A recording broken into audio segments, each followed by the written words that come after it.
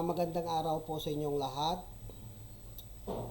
Andito naman po tayo ngayon para pag-usapan naman natin kung paano natin makalculate yung current limiting resistor ng isang device. No? So ano ba yung current limiting resistor?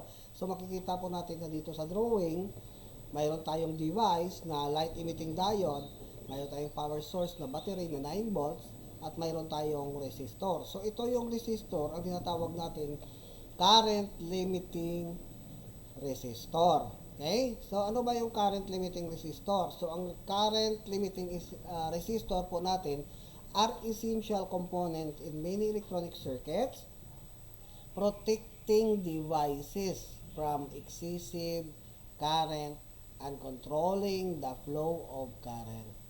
So, in this article, we'll explain how to calculate the value of a current limiting resistor for a given circuit.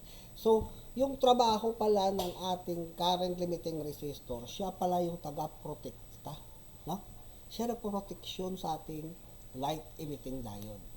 And then, hindi lang siya nagpo-protekta, siya pa rin nagko-control ng flow of current sa circuit natin, no?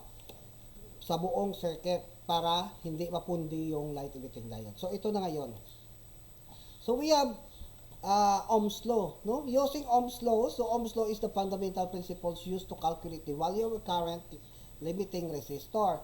It states that the voltage V across a resistor is equal to the current I flowing through it multiplied by the resistance sa buong circuit niya. Okay? So, the voltage equals to current times resistance.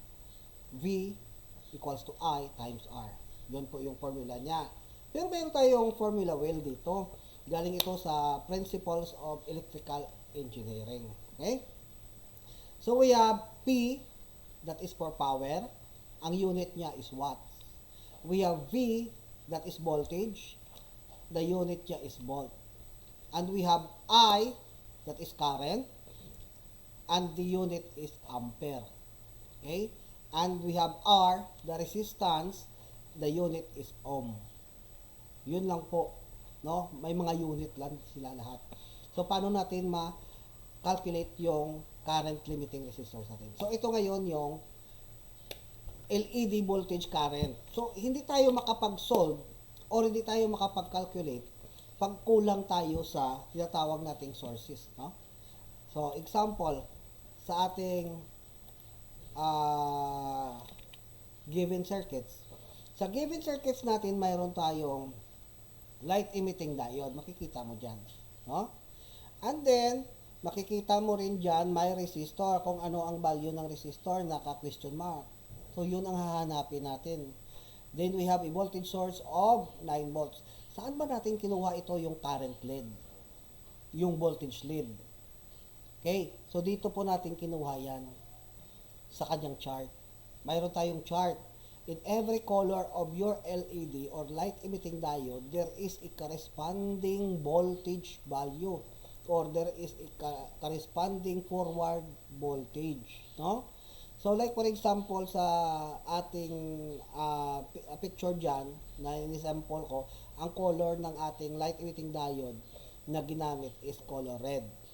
Pulang-pula. Okay? So, yung red natin, ang wavelength niya, mayroon tayong 610 to 760 nanometer. No? 1 times 10 to the power of 9, to the negative power of 9. So, yun po. Pero, kailangan na natin dito yung forward voltage. No? So, forward voltage ng red is 1.6 to 2.0 volts. So, kukunin lang natin ang yung sa gitna ng 1.6 at saka 2.0. So, anong sa gitna niya? 1.6, 1.7, 1.8, 1.9, and 2.0. So, anong sa gitna? Sa gitna niya, is 1.8. Okay. So, yun ang gagamitin natin na voltage ng ating light emitting diode or LED. Take note, 1.8 volts. So, ano naman ang current or I lead niya?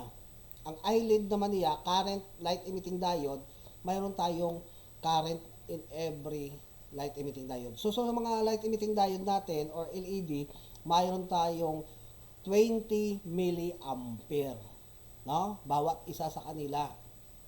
Mayroon silang 20 milliampere na current. So maliit lang. Okay? So ito sa ating diagram, makikita siya natin.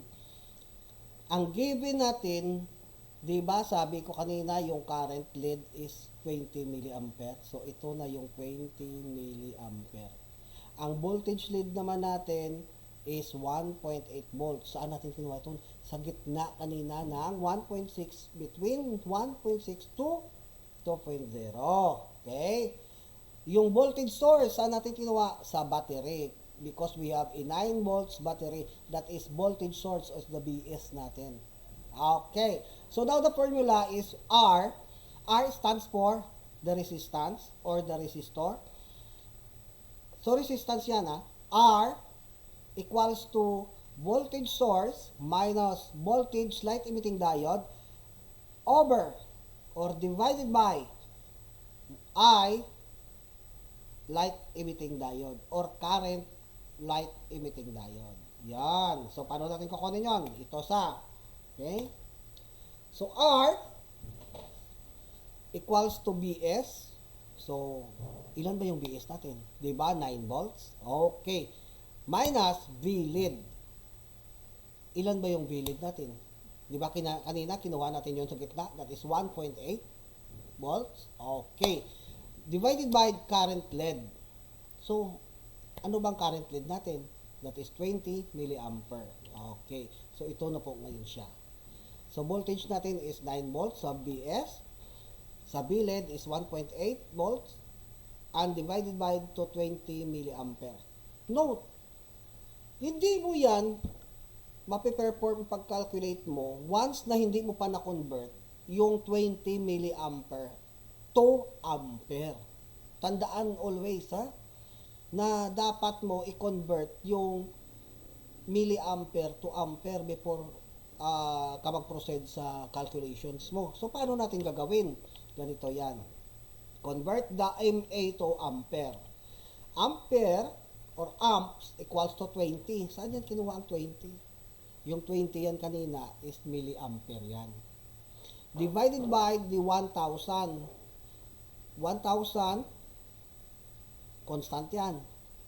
Equals to 0.2 ampere. So, 20 divided by 1,000 equals 0.02 ampere. So, ngayon, ang result ng ating current lead is 0.02 ampere. Okay. Ito, for short, R equals 9 volt minus 1.8 volts divided by 0.02 ampere.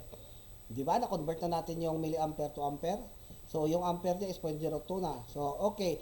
So, 9 volts minus 1.8 volts, ito, makikita nyo, equals 7.2 volts ang natira.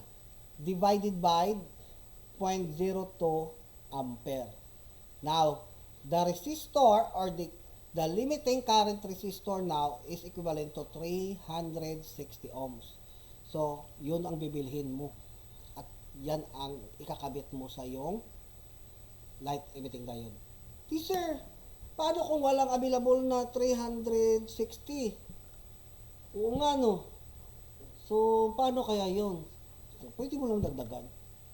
Dagdagan mo. Huwag mong i-reduce. So, pwede ka sa 470 kung mayroon. Kung 390, mayroon din. Okay? Pero kung may 360, prove it. Bili mo, tapos ilagay mo dun. Okay? Take note huwag bawasan, kundi dagdagan. Para hindi mapundi yung ilaw. Now, this is now the value of the limiting resistor is 360. So, makikita po natin, ito na po yung nasumada na natin, yung nakalculate natin. So, yun na po ang ilalagay natin. Now, the value of R, alam na natin. Para hindi masunog yung light emitting diode natin. Isang kirap lang yan. Pag walang current limiting resistor, isang kirap lang yan. Wala na. Isang blink of an eye. Ganyan. Ay, dami. Ganyan. Oh. isang drink lang ng I, wala na. Bibili ka ulit pag wala kang limiting resistor. Okay. Sana naintindihan nyo lahat yung sinasabi ko. So, I hope na naintindihan nyo lahat. Hanggang sa muli, hanggang sa susunod na naman, ito po si Sir Pags. Pwede kayo mag-subscribe. Mabuhay!